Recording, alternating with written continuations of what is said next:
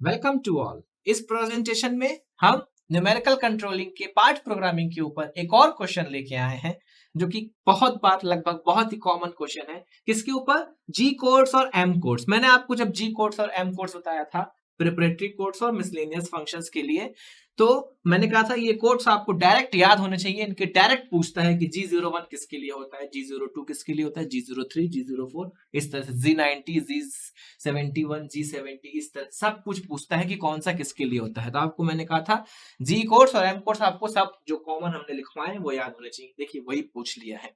इसमें बोला है कि पार्ट प्रोग्रामिंग कोड आपको दिए हैं G01 P में और Q में दिया है G03, M03 और M05 और उसके फंक्शंस दिए हैं नीचे चार function: spindle stop, spindle rotation clockwise, circular interpolation anti clockwise और लीनियर इंटरपोलेशन। तो आपको सही मैच करके सही ऑप्शन सेलेक्ट करना है।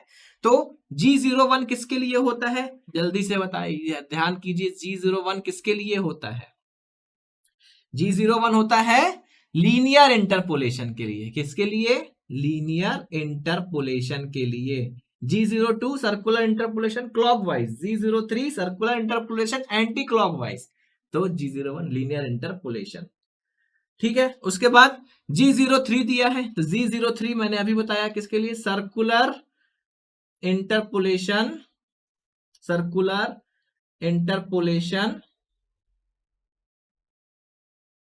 एंटी क्लॉकवाइज, ठीक है। उसके बाद M03 मैंने आपको बताया था, M03 किसके लिए रहता है? Spindle rotation, M03 spindle rotation clockwise.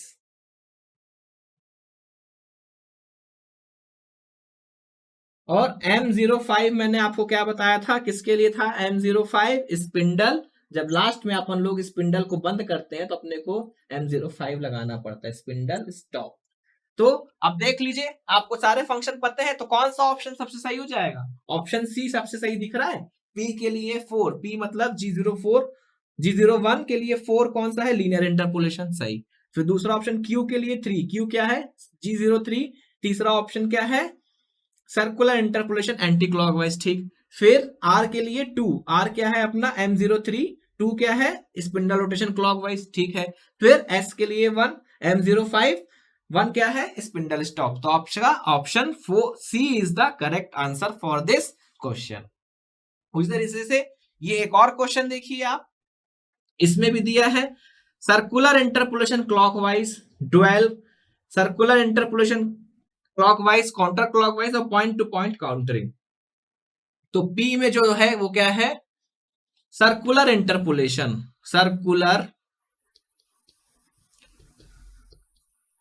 Interpolation कैसा? काउंटर क्लॉकवाइज, एंटी क्लॉकवाइज को काउंटर क्लॉकवाइज भी बोलते हैं। तो इसके लिए कौन सा कोड होता है? G03।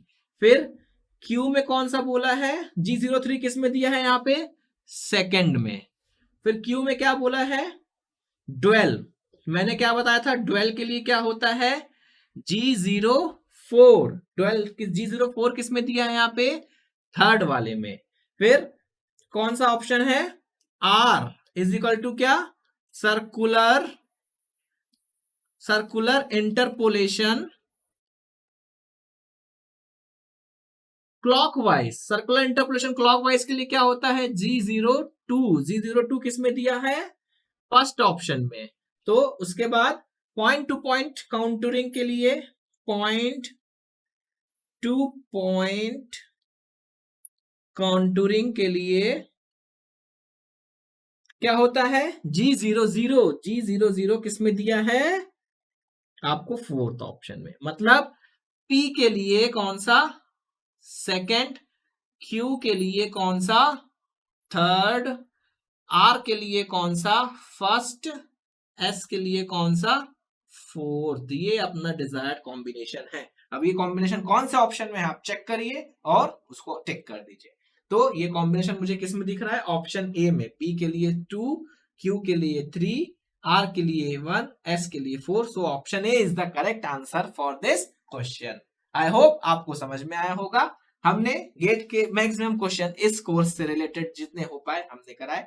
वैरायटी ऑफ क्वेश्चंस हमने कवर करने की कोशिश की, जिससे आपकी नॉलेज और का अलग अलग क्वेश्चन के लिए एक्सप्लोरेशन और एक्सपोजर आपको अधिक से अधिक मिल सके।